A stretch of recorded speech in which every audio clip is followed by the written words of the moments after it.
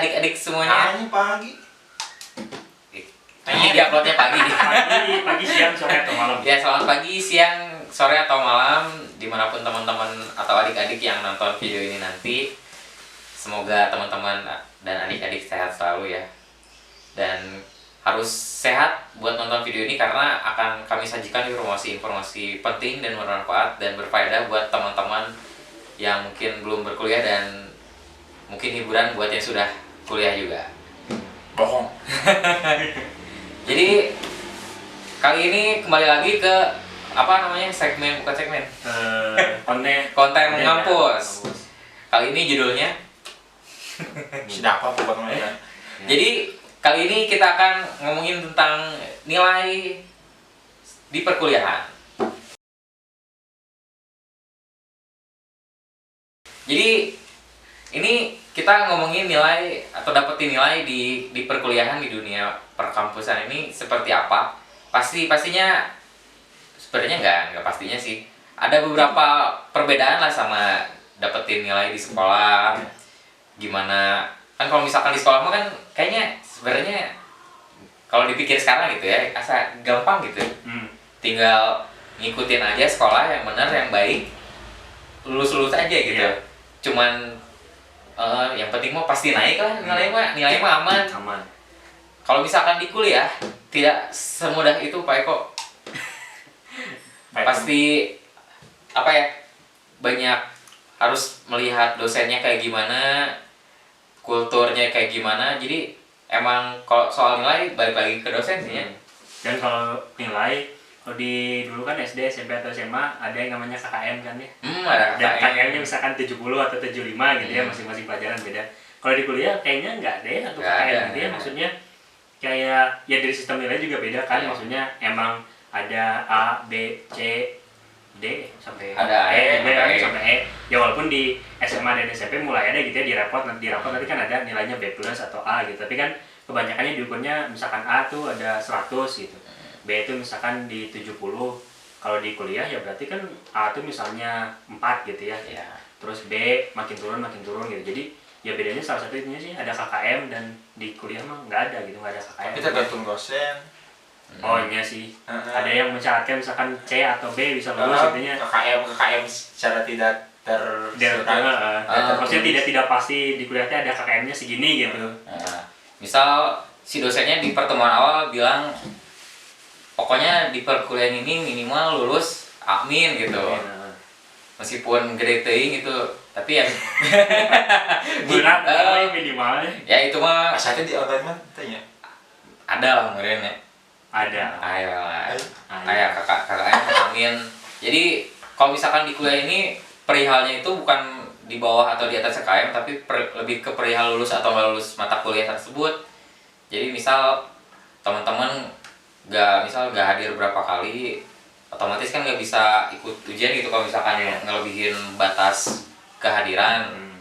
Nah kalau misalkan di sekolah sih ada ya, tapi kayaknya pasti rajin sekolah sih kayaknya anak-anak sekarang mah. Tapi kayaknya kalau ada izin sakit atau nggak masuk sakit sih terutama gitu ya, kebanyakan di SD, SMP, SMA juga kayak nggak ngaruh gitu ke penilaian keseluruhan. Misalnya sakitnya seminggu atau misalkan 14 hari, kayak cuma ya sekedar variasi di rapot aja gitu, bahwa dia nggak masuk 14 hari. Cuma kayaknya untuk nilai rapot lebih nggak ngaruh gitu maksudnya. Jadi ya masih ada pengen toleransi juga ya. Soalnya juga pengen siswa-siswanya pada lulus lah. Kalau misalkan nggak lulus atau nggak naik kan yang malu sekolahnya bukan siswanya gitu. Nah, untuk saat ini, tapi bercermin ke belakang ke masa dulu atau masa lampau ya bisa wae gitu. Maksudnya tuh bisa ada aja yang dan ada kemungkinan untuk tidak lulus. Cuman mungkin yang tadi dapat sampaikan itu adalah sistem sekolah saat ini. Lagi kalau dulu yang paling menentukan kayak UN ya, maksudnya UN tuh benar-benar istilahnya ya panas dingin lah gitu sebelum UN tuh, karena kalau nggak lulus ya udah gitu, maksudnya emang ada pilihan untuk lulus dan nggak lulus. Tapi kan kalau sekarang ya dilihatnya gitu ya, maksudnya dalam tanda kutipnya ya diluluskan lah gitu, mau nilainya berapapun ya, karena ya sekarang sekolah juga mulai gengsi ya kalau misalkan ada murid yang nggak lolos UN misalnya gitu.